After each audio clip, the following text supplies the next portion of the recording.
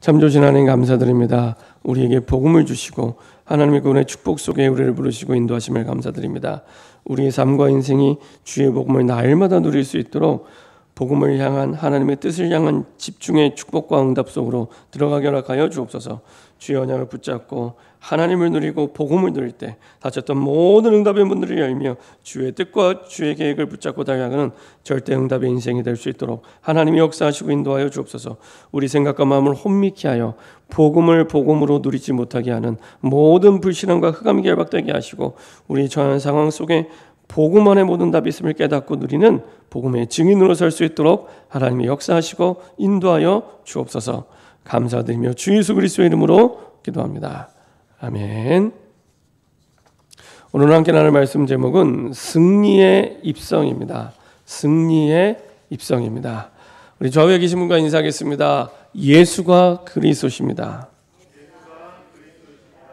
우리 한 번 더 인사드리겠습니다. 그리스도께서 모든 문제를 완전히 영원히 끝내셨습니다.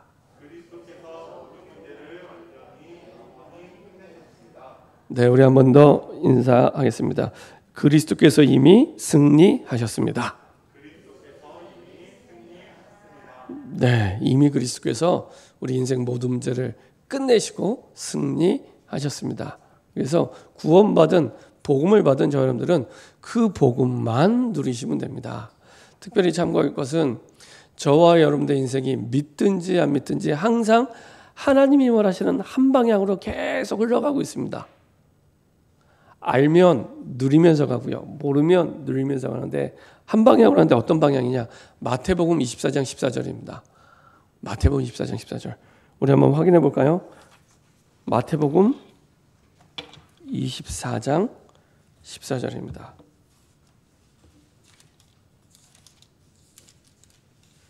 말세 시대에 대한 징조와 상황들이 나옵니다.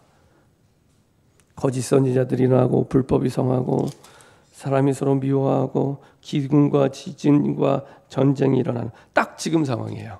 너무 정확해요. 근데 역시 14절이 예수님이 말씀하시고자 하는 가장 중요한 내용이었습니다. 14절 같이 합독하도록 하겠습니다. 이 천국 복음이 모든 민족에게 증언되기 위하여 온 세상에 전파되리니 그제야 끝이 오리라. 아멘. 왜 이 말씀을 드리냐면 계속해서 예수님은 이 한 방향만을 두고 계속 공생애를 사셨고 살아가고 계십니다. 그래서 예수님의 유일한 관심이 뭐라고요? 구원. 왜 유일한 관심이냐? 구원의 축복을 누리게 될 때 하나님의 나라가 임하게 됩니다. 하나님의 나라.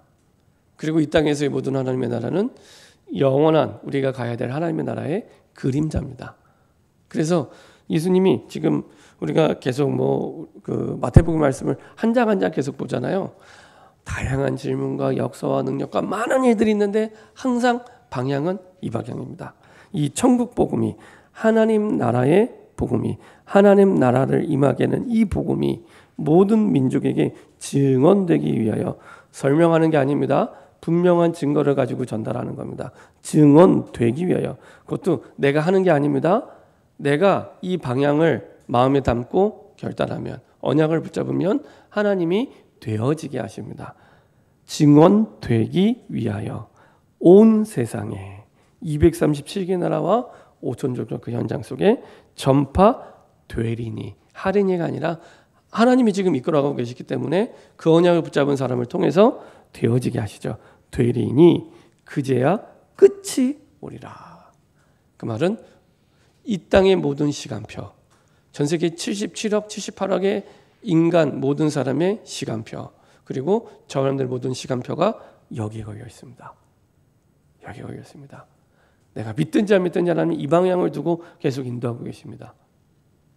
근데 계속해서 우리가 보는 말씀을 더 깨닫게 되는 건 우리는 늘 예수님 편에 아니면 좀 부족하지만 예수님 제자 편에 서 있는 것처럼 보이는데 우리의 삶의 태도나 생각과 말들은 거의 대부분 바리새인처럼 사두개인처럼 서기관처럼 살아가고 있는 모습들을 보게 됩니다. 쭉 말씀을 보면서 바리새인처럼 사두개인처럼 계속 틀린 생각을 가지고 오늘도 좀 이따 또 말씀을 나눌 건데요. 계속 틀린 생각을 가지고 예수님 계속 이 방향을 두고 말씀하시는데 늘 제자들, 사람들은 엉뚱한 방향으로 계속 생각하고 이게 우리의 모습이구나. 이 방향을 잃어버리면 방황이 시작이 됩니다. 이 방향을 잃어버리면 누구든지 방황이 시작이 됩니다. 하나님은 이 마태복음 24장 14절을 어떻게 우리 삶에 성취시키냐? 사도행전 1장 8절로 우리에게 성취시키십니다. 그렇죠? 오직 성령이 너희에게 임하시면 너희가 권능을 받고 예루살렘과 온 유대와 사마리아 땅 끝까지, 똑같죠? 땅 끝까지 내 증인되리라. 땅 끝이라는 하나님의 시간표를 두고 하나님은 이 마태복음 24장 14절의 말씀을 우리에게 성령 충만을 주셔서 이루게 하시죠. 그래서 마태복음 24장 14절이 우리 삶에 성취되도록 하나님께서 이끌어 가십니다. 자, 그래서 예수님이 이때 당시에서 이 한 방향을 두고 계속 말씀하고 계십니다. 그런데 왜 사람들이 자꾸 틀리게 생각하냐? 강하게 내 생각을 붙잡고 살아가요. 강하게 나, 오랫동안 길들여진 나. 그래서 여전히 창세기 3장, 6장, 11장에 나. 그죠? 모든 게 내 생각 중심, 내 경험 중심, 내 판단 중심, 모든 게 내 형편 중심, 다 나. 그러니까 하나님이 아무리 말씀을 올바르게 전달해줘도 계속 오해가 되는 거예요. 오해가 되게 계속 들리는 겁니다. 그래서 이걸 바꾸는 시간을 뭐라고 얘기냐? 집중의 시간. 절대로 나는 나를 못 바꿉니다. 세상은 그렇게 얘기하지 않습니다. 세상의 책들은 내가 자기 개발을 해서 바꿀 수 있다라고 얘기하는데 그러지 않습니다. 나는 나를 바꾸지 못합니다. 내가 나를 만든 적이 없기 때문에. 그렇죠? 우리가 삼성 핸드폰이 고장나면 어디로 가요? 삼성 AS 센터로 가죠. 그렇죠? LG TV가 고장이 나면 LG AS 센터로 갑니다. 왜요? 만들었으니까. 제일 잘 고쳐요. 확실히 잘 고쳐요. 동네 전파사랑 다르더라고요. 자동차도요. 자기 브랜드 그 차 전문 AS 센터를 가면 직영 가면은 달라요. 확실히 일반에서 못 잡는 걸 딱 잡더라고요. 하도 많이 그걸 다뤄보고 수리를 하다 보니까. 그렇죠? 그래서 우리를 만드신 분이 하나님이기 때문에 하나님만 바꾸실 수 있습니다.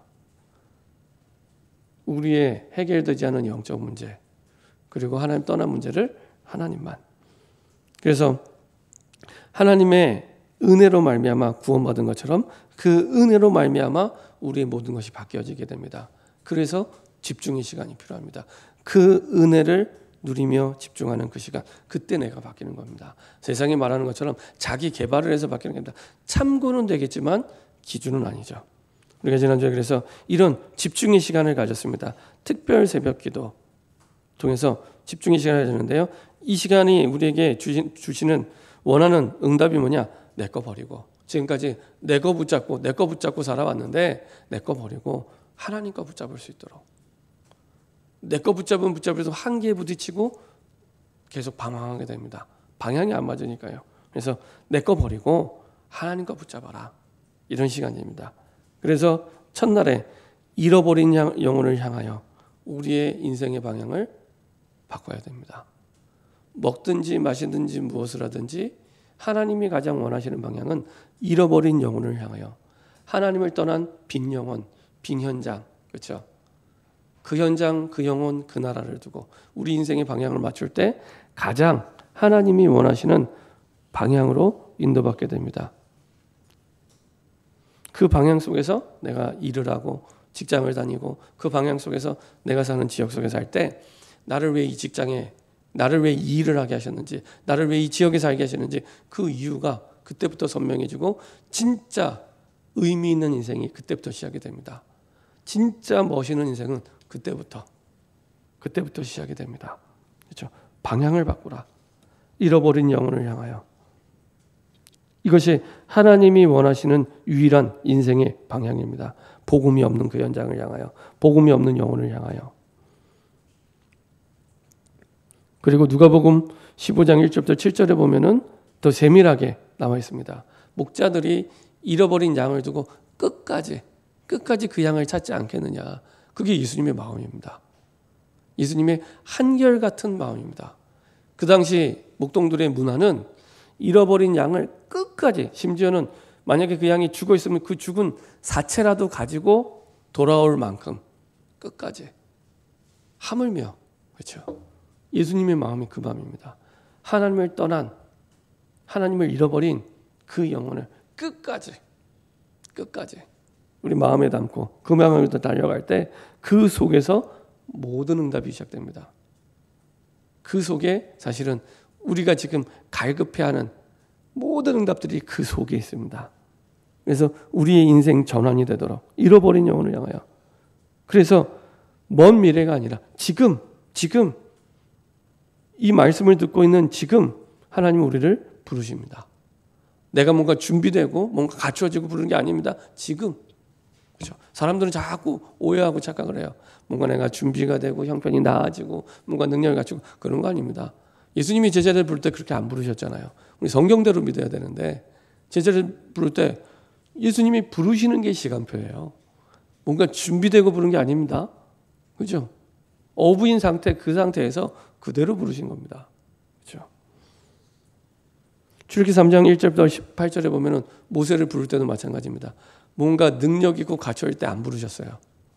그렇죠? 완전히 내려놓을 때, 내 거를 완전히 내려놓고 나서, 그렇죠?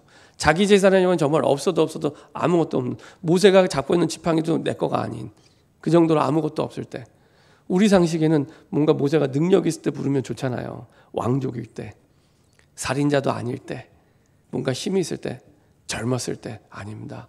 지금 모세가 전혀 아무것도 없는 그때가 진짜 시작. 그때 이제 하나님의 것으로 시작할 수 있는 시작이 된 겁니다. 그래서 40년 동안 광야 학교를 하나님이 보내셨죠. 완전히 내 거를 내려놓고 하나님의 지팡이를 가지고 시작할 수 있도록, 하나님의 것을 가지고 시작할 수 있도록. 그렇죠? 이때 그 부르심이 진짜 인생의 시작이 됩니다. 자, 뭐 때문에 부르셨습니까? 변함없이 구원 때문에 부르셨습니다. 구원. 많은 사람들이 구원을 안다고 생각하지만 잘 몰라요. 진짜 구원을 알면 그걸로 우리 평생 응답 받을 게 끝입니다. 끝. 더 이상 안 달라고 할 필요도 없고요. 안 받아도 돼요. 진짜 구원이 뭔지를 안다면.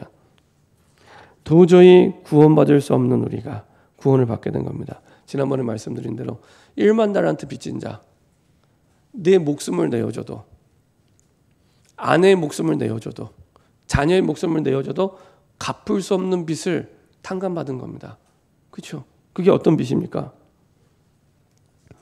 하나님을 떠나서 지옥의 권세 아래 평생을 살아야 되는데, 사단의 권세 아래 일평생을 살아야 되는데, 늘 저주와 고통이 따라다니는 죄, 그 속에 일평생 죄의 권세 아래 평생 살아야 되는데 그 운명에서 빠져나온 겁니다. 그렇죠? 요한복음 5장 24절, 사방에서 생명으로 옮겼느니라. 그렇죠? 죽은 자와 같은 삶, 세상적인 표현을면요, 늘 죽지 못해 사는 인생을 살아야 되는 우리가, 멸망의 인생을 살아야 되는 우리가, 멸망 아시죠? 멸망. 사전에 찾아보면 멸망은 가장 상하는 사람이 죽었을 때 느끼는 슬픔, 그래서 망하는 거. 가장 자랑하는 사람이 죽었을 때 내가 무너지고 망하는 상태, 이게 멸망입니다. 그런 멸망 상태로 내가 평생을 살아야 되는데 그랬던 나를 거기서 건져주신 겁니다. 사망의 권세 아래서. 사람들이 제일 두려워하는 게 죽음이잖아요. 죽음의 권세 아래서, 그렇죠? 지옥의 권세 아래서, 그리고 죄의 권세 아래서 우리를 건지신 겁니다. 어느 정도 완벽한 문제냐? 과거 문제 끝. 과거로 안 돌아가도 끝냈다니까. 이게 너무 신기하고 놀랍지 않습니까? 과거로 안 돌아갔는데 그거 끝내셨어요. 과거의 상처, 아픔, 고통, 그거를 내가 예수님을 믿는 그 순간 끝내셨다니까요. 끝. 오늘 현재 모든 문제 끝. 미래 또 문제가 더 괜찮은 것은 끝. 문제가 없다는 얘기가 아닙니다. 문제에 대한 답이 있기 때문에 더 이상 문제되지 않는 겁니다. 끝.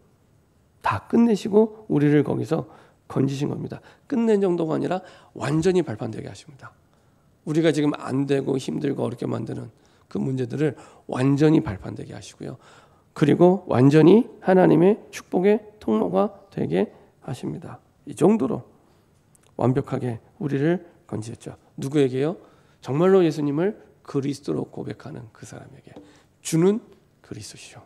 예수님 보고 이 주는 하나님이라는 얘기입니다. 하나님. 당신은 하나님이요 살아계신 하나님의 아들이십니다. 그렇죠? 정확하게 고백하는 그 고백, 그 속에서 하나님의 구원이 임하게 되죠. 그리고 처음으로 교회의 축복을 약속해 주십니다. 그리고 하나님의 그 고백이 있는 모든 현장에 하나님의 나라가 임하게 되죠. 이게 구원입니다. 우리 가정에 하나님의 나라가 임하겠다. 그 가정에서 진짜 그리스도를 믿는 믿음을 가지고 예배를 시작하세요. 하나님의 나라가 임하게 됩니다. 우리 직장에 하나님의 나라가 임하는 건 그리스도를 믿는 믿음을 가지고 예배 시작하시면 됩니다. 그렇죠? 자, 네 번째로 우리의 현실 바꾸고 싶은데 우리는 바꿀 수 없습니다. 하나님의 말씀으로만 가능합니다. 에스겔 47장 성전을 흘러나온 물이 온 땅을 적시는데 가는 곳마다 다 살리죠. 그렇죠? 이게 강단의 말씀입니다. 어느 정도요? 성전을 흘러나온 물이 발목에 차고 무릎에 차고 허리에 차고 능히 헤엄칠 수 없는 강이 되니라. 우리에게 그렇게 충만할 때 응답이 시작이 됩니다. 하나님의 말씀이 내 발목과 무릎과 허리야. 그리고 이제는 내 인생을 그 말씀의 물결에 맡겨서 갈 만큼 충만할 때, 그 말은 말씀이 주인 돼서 나를 이끌어 갈 때, 그때부터 가는 모든 현장이 살아나기 시작합니다. 다섯 번째로, 그래서 잃어버린 모든 것을 회복하는 길은 다른 게 아닙니다. 아까 말씀드렸죠. 정말로 사무엘상 7장 9절에 있는 말씀대로, 7장 9절에 있는 말씀대로 사무엘이 아직 젖을 떼지 않은 어린 양, 난지 7일 미만의 어린 양을 가지고 온전한 번제를 드릴 때, 진짜 그리스도를 믿는 믿음의 고백 속에 예배 드릴 때, 그때입니다. 우리는 어떤 눈에 보이는 문제가 해결될 때 역사하셨다 이렇게 얘기하잖아요. 아닙니다. 우리가 그리스도를 믿는 믿음을 가지고 예배 드릴 때입니다. 그때 끝나는 겁니다. 그때. 그렇죠? 그래서 사무엘상 7장 10절에 사무엘이 번제를 드릴 그때에 여호와께서 우레를 바라사 블레셋을 이스라엘 백성들이 보는 눈 앞에서 패하게 하신지라. 그렇죠? 성경은 정확하게 기록하고 있습니다. 이렇게 잃어버린 나를 하나님 먼저 살리시고 잃어버린 우리 현장을 살리길 원하십니다. 자, 이런 흐름 속에 예수님이 드디어 예루살렘에 입성하게 되죠. 사실 이 말씀은 항상 우리가 부활 전주간에 보는 말씀입니다. 그래서 종료주일이라고 하죠. 종료주일. 예수님이 이제 죽으심을 일주일 앞두고 예루살렘에 입성하는 이때. 근데 이 입성이요, 승리의 입성입니다. 승리의 입성. 자, 오늘 말씀을 보면 이렇게 말씀하고 있습니다. 그들이 예루살렘에 가까이 가서 감난산 벳박에 이르렀을 때 예수께서 두 제자를 보내시며 이르시되 너희는 맞은편 마을로 가라. 그리하면 곧 매인 나귀와 나귀 새끼가 함께 있는 것을 보리니 풀어 내게로 끌고 오라. 만일 누가 무슨 말을 하거든 주가 쓰시겠다 하라. 그리하면 즉시 보내리라. 이제 예루살렘에 들어가기 직전에 이제 예수님이 들어갈 준비를 하십니다. 준비를 하시는데 나귀와 나귀 새끼를 가져오라고 합니다. 왜냐 예수님 타고 들어가려고.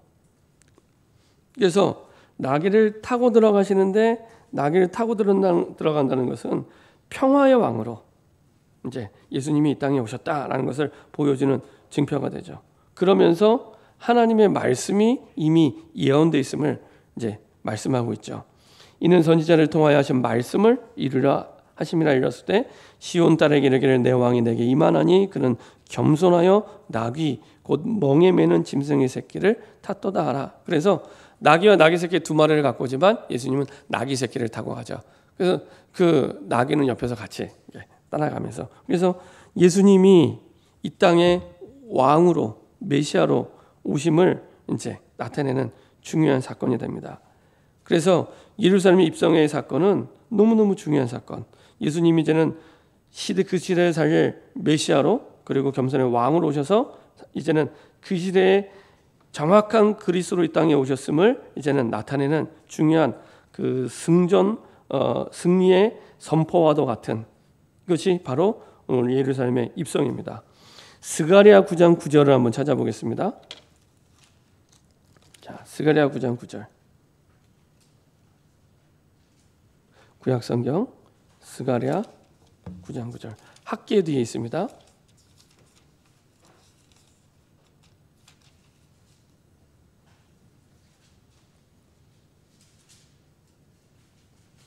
이미 메시아가 그리스도로 오신 그 예수께서 오실 것을 어떻게 오실 것인지를 잘 나타냈죠. 자, 9절 9절 같이 한 목소리로 합독하겠습니다. 시온에 따라 크게 기뻐할지어다. 예루살렘에 따라 즐거이 부를지어다. 보라, 내 왕이 내게 임하시나니 그는 공의로우시며 구원을 베푸시며 겸손하여 나귀를 타시나니 나귀의 작은 것 곧 나귀 새끼니라. 보통 일반 왕들은 멋있는 말을 타고 정복자로 등장하는데 예수님 오히려 살리는 분으로 겸손하여 나귀를 타고 입성할 것을 말씀하고 있습니다. 스가랴 14장 4절 한번 보도록 하겠습니다.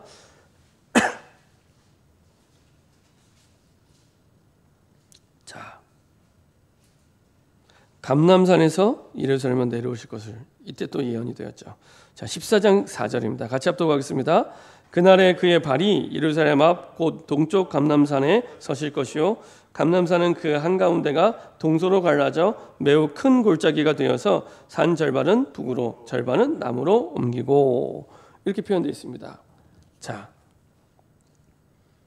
이렇게 구약에 예언된 그 말씀대로 이제 예수님을 통해서 이제 성취되죠. 자, 또 한 군데 보도록 하겠습니다. 열왕기하 9장입니다.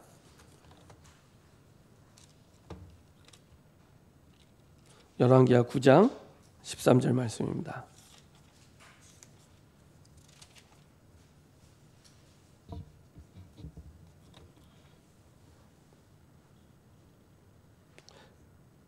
같이 한 목소리로 합독하도록 하겠습니다. 무리가 각각 자기의 옷을 급히 가져다가 섬돌 위 곧 예후의 밑에 깔고 나팔을 불며 이르되 예후는 왕이라 하니라. 자, 이런 식으로 예수님이 그리스도가 되셔서 이 땅에 오심을 구약 성경에 약 460번 정도 예수님에 대한 예언이 기록이 되어 있습니다. 그래서 어느 날 우연히 예수님이 그냥 날짜 정해서 들어온 게 아니라 구약에 예언된 대로 하나님이 미리 말씀하신 대로 예루살렘에 들어오셔서 인도받는, 그래서 예수님이 바로 그리스도라는 증거와 사실은 징표가 됩니다. 예수님이 구약에 예언된 그 그리스도로 이 땅에 오셨구나. 자, 그래서 두 번째로 하나님을 떠난 인간이 그리스도로 말미암아 인간을 구원하는 구원자의 조건, 그리스도의 조건은 중요하게 어떻게 해야 되냐? 첫 번째로 죄의 대가로 죄 없는 몸이 반드시 죽어야 하기 때문에 반드시 죄 없는 인간의 몸으로 오셔야 됩니다. 그래서 이사야 7장 14절 보라 처녀가 잉타의 아들을 낳으리니 그 이름을 임마누엘이라 하리라. 그래서 그 남자를 알지 못하는 처녀가 잉태하는 게 지극히 과학적이고 맞는 얘기입니다. 그렇죠? 만약에 그렇지 않다면 우리의 구원자 그리스도가 될 수 없습니다. 그래서 죄 있는 아담의 후손이 아니라 여자의 후손으로 반드시 오셔야 됩니다. 그리고 하나님이라는 증거로 사탄과 죽음과 죄의 권세를 이긴 증거로 부활하셔야 됩니다. 그렇죠? 하나님이라는 증거로 이 죽음의 권세, 사단의 권세, 죄의 권세를 깨트리고 부활하셔야 우리의 주와 그리스도가 될 수 있습니다. 자, 고린도전서 15장 3절 4절 한번 보도록 하겠습니다. 고린도전서 바울이 정확하게 고백하고 있죠.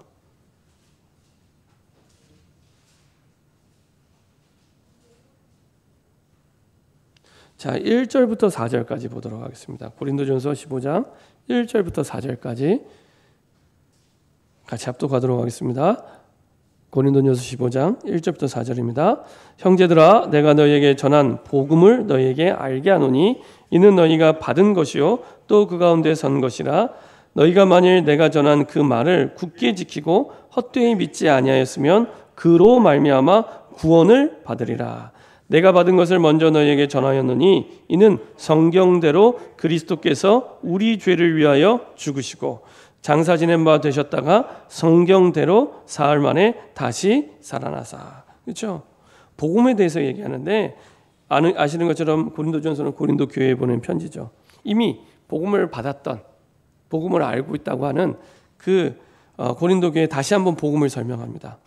진짜 믿으면, 헛되이 믿지 않으면 구원을 받을 것이다. 그러면서 그 내용이 뭐냐? 성경대로 그리스도께서 우리 죄를 위하여 죽으시고 장사 지낸 바 되셨다가 성경대로 사흘 만에 다시 살아나사. 이렇게 반드시 우리의 죄 문제 때문에 죽으셔야 되고요. 창세기 2장 17절에 이미 약속이 되어 있었기 때문에 먹으면 정령 죽으리라는 선악과를 먹어서 죄를 짓게 됐기 때문에 반드시 죄사함을 받기 위해서는 죄 없으신 분이 죽으셔야 되고요. 그리고 하나님이라는 증거로 죽음과 사탄과 죄의 권세를 이기고 부활하셔야 됩니다. 다시 살아내는, 기절했다 깨어나면 안 됩니다. 죽으셨다가 다시 살아나셔야 됩니다. 그래야 우리의 구원자 그리스도가 될 수 있습니다. 제가 전도 현장에 가면은 많은 사람들이 그렇게 얘기를 해요. 아유, 목사님은 목사님이니까 예수 믿으라고 하지, 예수님이 구원자라고 얘기하지. 그 얼마 전에 그 스님이 나한테 와서 절에 다니라고 했는데 그 부처님도 똑같은 거 아니냐, 이렇게 얘기를 해요. 공자나 맹자나 부처님이나 예수님이나 똑같은 거 아니냐, 이렇게 얘기합니다. 그래서 제가 아니라고 얘기를 해요.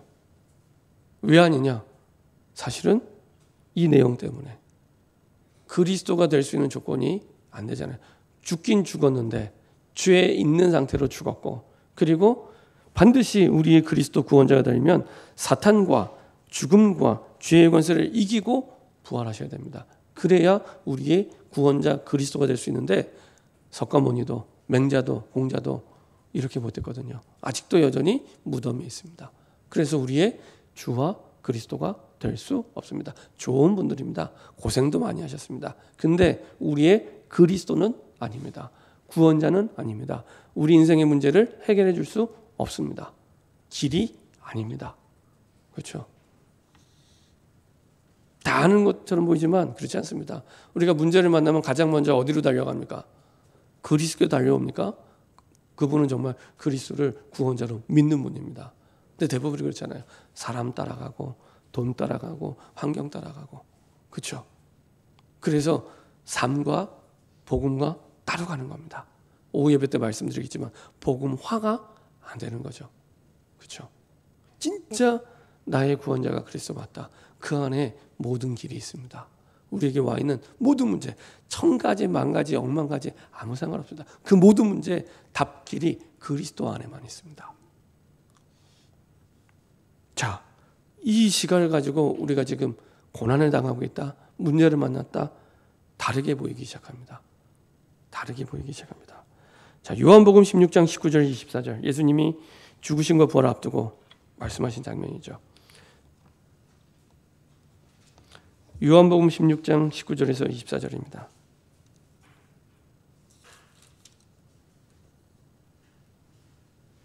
요한복음 16장 19절에서 24절.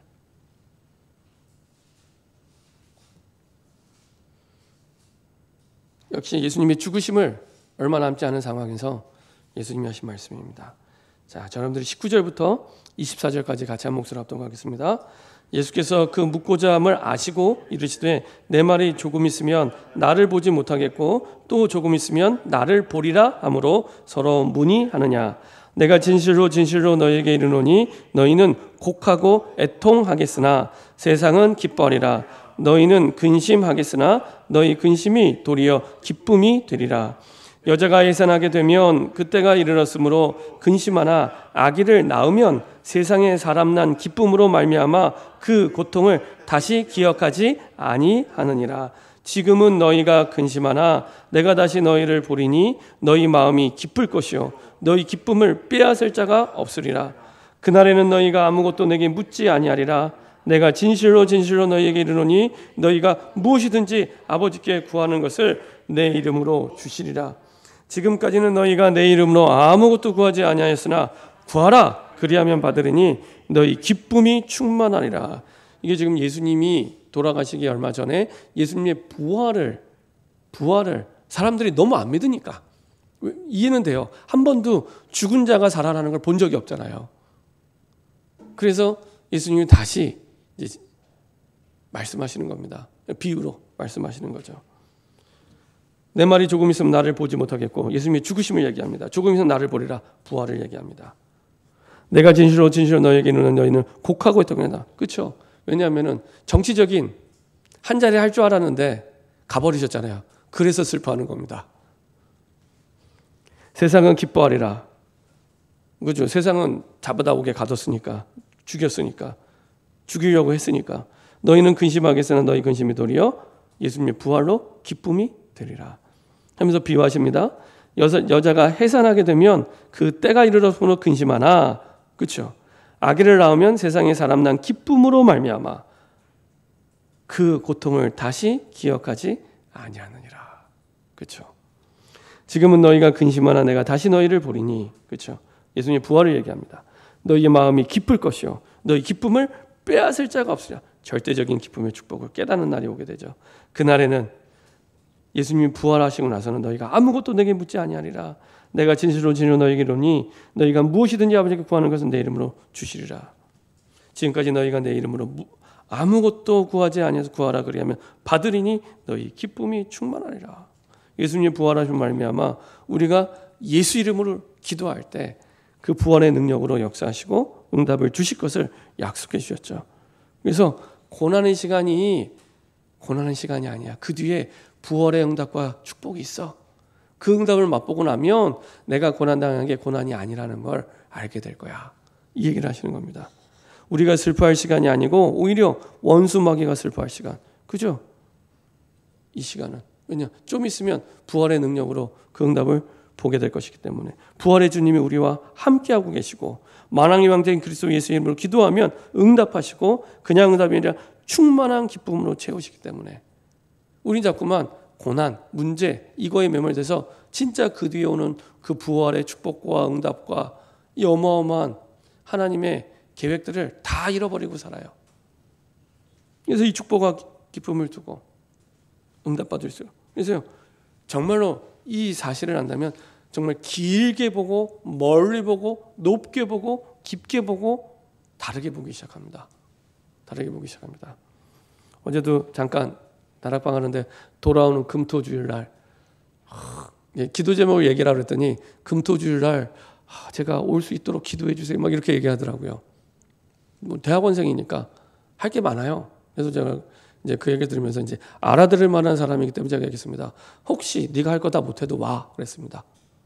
혹시 네가 할 거 다 못해도 와. 평생에 목사님 인생에 내가 하나님이 원하는 뜻을 붙잡았을 때 나를 손해보게 하신 적이 없어. 정말로 하나님이 원하는 뜻이 있다면 그걸 선택했을 때 지금 당장 앞에 있는 것만 보지 말고 네 평생 두고 정말로 절대로 손해보지 않게 하실 거야. 걱정하지 마. 얘기했습니다. 그렇죠?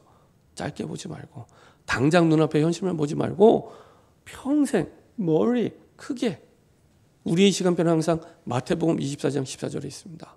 그거를 두고 하나님이 우리의 모든 여정을 인도하고 계십니다. 결론입니다. 이미 주신 승리를 누리는 기도 속으로 들어가면 됩니다. 이미 주신 승리를 누리는 기도 속으로 들어가면 됩니다. 사실은 여전히 이 예수님을 따르는 무리들은 예수님을 정치적인 메시아로 생각을 했어요. 그래서 마지막에 뭐라고 나옵니까? 11절에 마태복음 21장 11절에 무리가 이르되 이 사람이 누구냐? 사람들이 물어봤을 때 이렇게 대답합니다. 갈릴리 나사렛에서 나온, 여기까지는 맞아요. 나온 선지자 예수라 하니라. 올바르게 깨달았으면 메시아 예수, 그리스도 예수 이렇게 말해야 돼요. 근데 선지자 중에 하나로 여전히 틀린 생각 속에 예수님을 바라보고 있습니다. 그래서 예수님을 이렇게 막 예루살렘 전체가 막 뒤집어진 거죠. 기다리던 이제 정치적인 왕이 왔다고. 좀 있으면 완전히 그 무리들이 예수님을 죽이는 심판자의 자리에 서게 되는데요. 그래서 나는 나를 바꿀 수 없습니다. 그래서 이미 주신 승리를 누리는 하나님과 함께하는 기도 속으로 들어갈 때, 나를 살리는 그리스도와 함께하는 집중의 시간 속으로 들어갈 때 그리스도께서 나를 바꾸기 시작합니다. 그렇죠? 그때부터 잃어버린 영혼과 함께하는 집중의 시간이 되고요. 잃어버린 현장을 회복하는 집중의 시간이 됩니다. 특별히 지난 주간에 특별 새벽 기도회가 진행되고 끝났지만 이제는 우리 개인이 시작하는 새로운 기도가 시작되기 바랍니다. 감사한 것은 그 지난주에 잠깐 우리 장영훈 사님이 조용히 오시더니 한마디 하시고 가시더라고요. 목사님, 내일이면 목사님 모셔서 새벽기도 500일째입니다. 이렇게 얘기하더라고요. 저는 까먹고 있었어요. 근데 새벽기도 한 지 500일째라고 얘기하더라고요. 그래서 시간이 벌써 그렇게 흘러갔나 싶을 만큼, 근데 그 500일이 어떻게 흘러가는지 모를 만큼 그냥 이렇게 너무 쉽게 흘러가는데, 저는 새벽 시간이 참 좋아요. 안 하면 왠지 뭘 안 한 것처럼 느껴질 만큼 새벽 시간이 좋고, 그 시간이 없으면 사실은 내 삶이 꼭 없는 것처럼 허전하고 그렇습니다.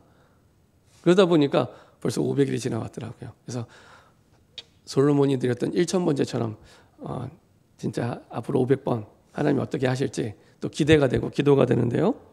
그런 중요한 기도의 시작, 집중의 시간이 저놈들에게 시작되기 바랍니다. 특별히 이번 주에는 전도기 부치표가 있습니다. 금요일, 토요일 주에 1년에 한 번 있는데요. 바쁜 일정, 복잡한 생각 다 내려놓고 편안하게 오셔서 정말로 내가 은혜 받고 힘없고, 그리고 하나님이 원하는 인생의 방향을 두고 새롭게 시작하는 중요한 시작되기 바랍니다. 그렇죠? 길게 보시고 멀리 보시고 평생을 보고 시작하시기 바랍니다. 기도하겠습니다. 주님 감사합니다. 이미 일주일 뒤에 있을 그 부활의 승리를 앞두고 그 부활을 선포하며 예루살렘에 입성하셨던, 미리 승리의 축복과 응답을 확신하며 가셨던 그 예수님의 마음이 우리의 마음이 되게 하여 주옵소서. 그래서 이미 주신 승리를 누리는 기도 속으로 들어가 우리에게 주신 그 승리의 축복과 응답들을 누리는 새로운 한 주간과 시작이 되게 하여 주옵소서. 감사드리며 주 예수 그리스도의 이름으로 기도합니다. 아멘.